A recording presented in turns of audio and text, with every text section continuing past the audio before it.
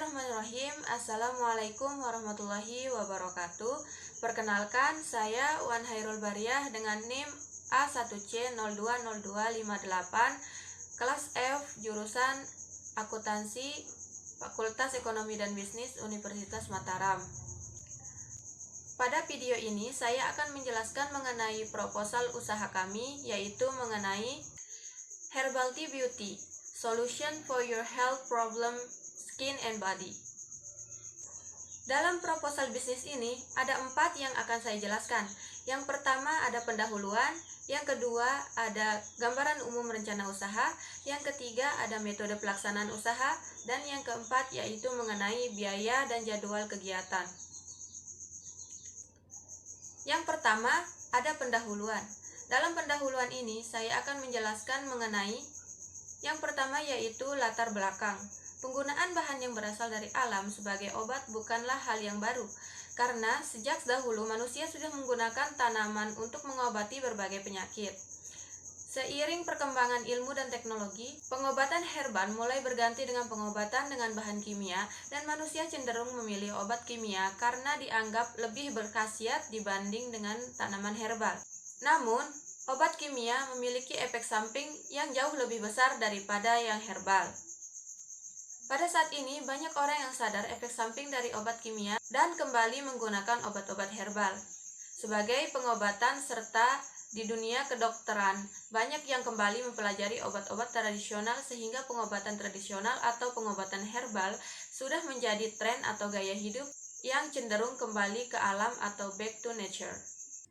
Yang kedua yaitu tujuan utama. Usaha yang kami kelola ini ialah usaha menjual produk kreasi minuman herbal tea yang berasal dari tumbuh-tumbuhan yang ada di sekitar kami, yang dapat melindungi kesehatan kulit serta menghindari tubuh dari berbagai penyakit. Maka dari itu, kami mengeluarkan ide untuk membuat produk herbal yang berguna untuk kulit serta tubuh yang kami beri nama Herbal Tea Solution for your skin and body. Dari produk ini, kami memberikan alternatif untuk para wanita, bahkan laki-laki, untuk mewujudkan kulit serta tubuh yang mereka inginkan tanpa efek samping. Produk yang kami buat ini memiliki kandungan seperti vitamin C, A, B, dan E, antioksidan, tenin, saponin, flavonoid, asam benzot, benzil, zat besi, mangan, dan folat yang baik untuk kesehatan tubuh bagi penggunanya. Selanjutnya, yang kedua yaitu mengenai gambaran umum rencana usaha. Yang pertama yang akan saya jelaskan di sini yaitu mengenai segmentasi. Produk minuman herbal tea ini dibutuhkan oleh semua orang mulai dari remaja, dewasa, sampai lansia, baik wanita maupun pria, karena tidak memiliki efek samping dan baik untuk kesehatan tubuh, sehingga pangsa pasarnya atau market size-nya luas. Yang kedua yaitu targeting. Produk ini akan dijual di toko SRC daerah Lotim karena di daerah ini belum ada yang berjualan kreasi minuman herbal tea. Sehingga target pasar yang akan dibidik adalah kalangan masyarakat sekitar, anak-anak sekolah, dan ibu-ibu di sekitar lokasi SRC. Selain itu, kami juga mempromosikan produk ini di sosial media seperti Facebook dan Instagram, serta kami juga akan membuka akun e-commerce seperti Shopee dan Tokopedia, sehingga produk ini tidak hanya dapat dijangkau oleh masyarakat sekitar, namun juga produk dapat dijangkau oleh masyarakat di luar daerah. Yang ketiga ada positioning. Produk ini bukan hanya untuk ekonomi kalangan atas saja, namun produk ini juga dapat dinikmati oleh masyarakat ekonomi menengah, bahkan sampai masyarakat ekonomi bawah juga dapat menikmati herbal tea ini karena harganya yang sangat terjangkau. Pelanggan potensialnya yaitu untuk siapa saja yang mengalami atau ingin mencegah masalah kesehatan kulit, akan tetapi pelanggan potensial kami adalah kaum wanita, terutama kaum milenial, mengingat manfaat dari produk ini yaitu mengarah ke permasalahan kesehatan kulit wanita pada umumnya. Selanjutnya saya akan menjelaskan mengenai produk kami. Sebelumnya, banyak sekarang ini masyarakat yang ingin memiliki kulit yang sehat dengan meminum berbagai suplemen untuk kesehatan kulit. Cara ini dianggap praktis dan efektif untuk mendapatkan hasil perawatan kulit yang maksimal. Banyak sekali produk suplemen untuk kulit yang beredar di pasaran, di mana beberapa produk tersebut tentu saja kurang aman untuk dikonsumsi.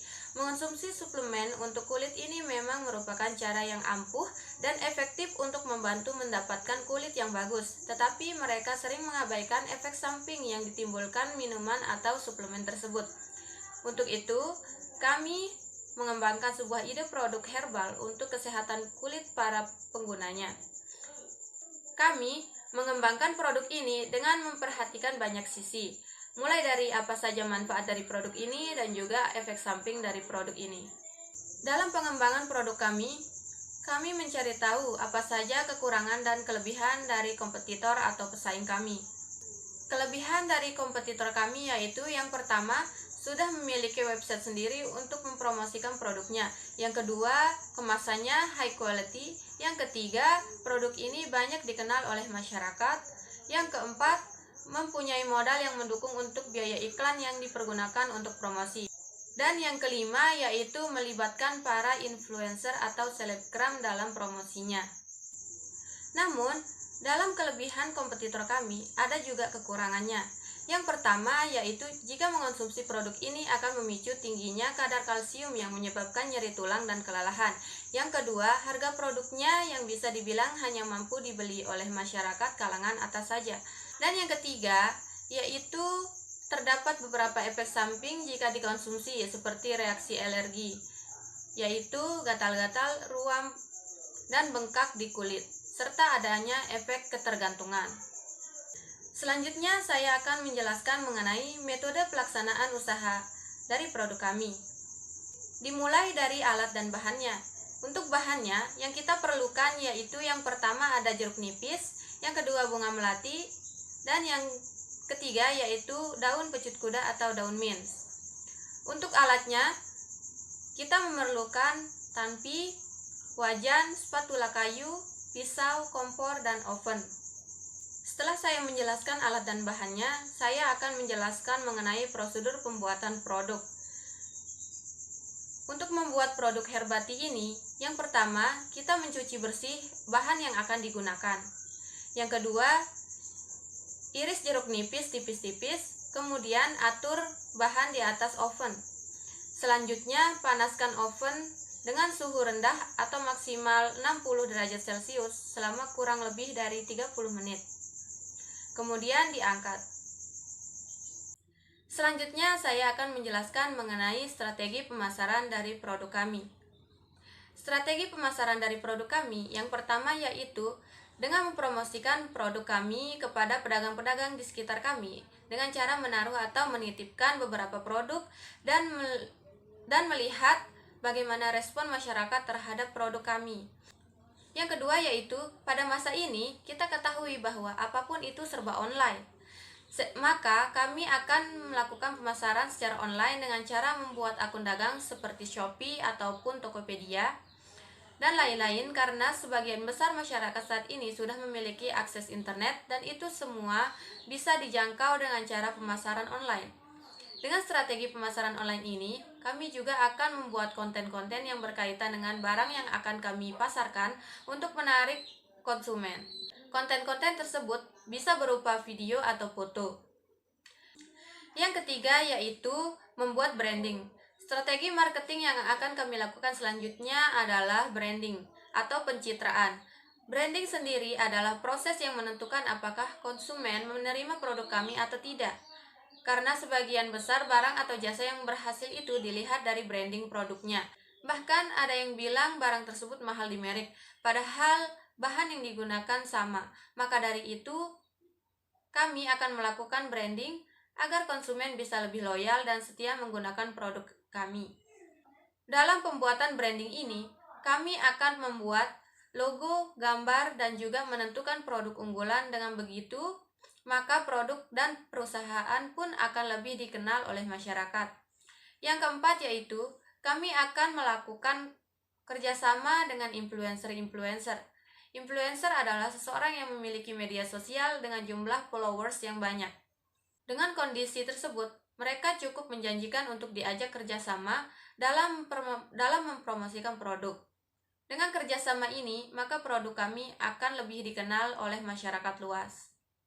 Dan yang kelima yaitu melakukan sale atau promo. Butuh atau tidaknya seseorang terhadap suatu barang, jika melihat diskon atau promo, mereka akan langsung berminat membeli.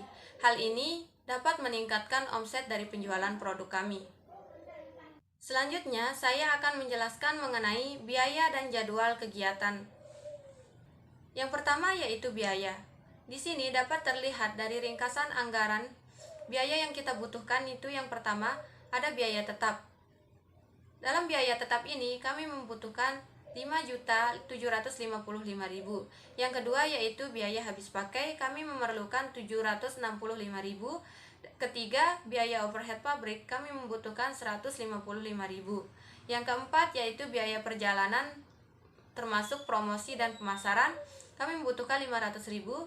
Dan yang terakhir yaitu biaya lain-lain atau untuk pembuatan laporan, kami membutuhkan 250.000, sehingga total yang kami butuhkan untuk menjalankan usaha ini yaitu 7.420.000. Selanjutnya yaitu saya akan menjelaskan mengenai laporan laba rugi.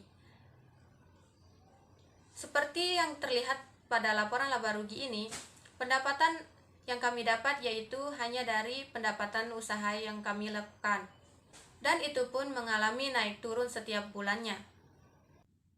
Selanjutnya yaitu saya akan menjelaskan mengenai laporan arus kas. Dapat dilihat pada laporan arus kas ini, laporan ini masih terbilang kurang lengkap karena usaha yang mitra kami jalankan masih terbilang baru. Seperti yang terlihat pada laporan arus kas ini, laba yang kita dapatkan dari usaha akan otomatis menambah modal yaitu berupa kas. Dan yang terakhir yang akan saya jelaskan yaitu mengenai jadwal kegiatan usaha. Seperti yang terlihat, yang pertama kami akan melakukan persiapan.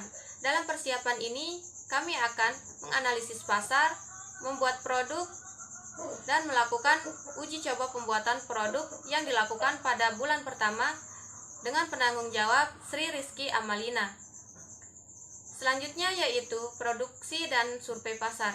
Dalam produksi dan survei pasar ini dilakukan produksi dalam skala kecil, peningkatan produksi, dan survei peminatan konsumen yang akan dilakukan setiap bulannya dengan penanggung jawab Siti Hauliatul Izzah. Selanjutnya yaitu pemasaran dan ekspansi. Yang pertama kami akan melakukan penjualan di toko, kedua penjualan online, ketiga penjualan di situs e-commerce, dan yang keempat yaitu paid promote yang akan dilakukan setiap bulannya dengan penanggung jawab Zahratul Gina Astuti. Yang terakhir yaitu pembuatan laporan, yaitu pembuatan laporan akhir tahun yang dilakukan di bulan keempat dengan penanggung jawab saya sendiri, Wan Hairul Bariyah.